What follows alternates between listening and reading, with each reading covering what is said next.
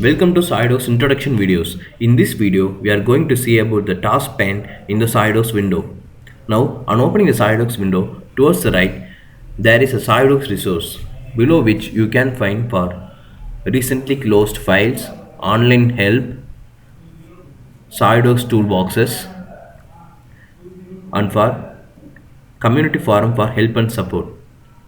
Below, there is a design library where you can find toolbox which contains various tools of different standards comprised within the same column.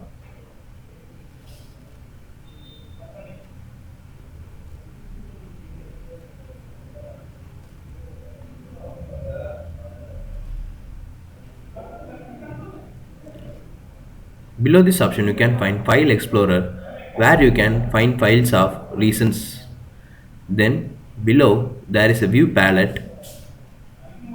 Below there is an Apply Scenes where you can edit for the outer appearance or the background scenes of the part which will be drawn.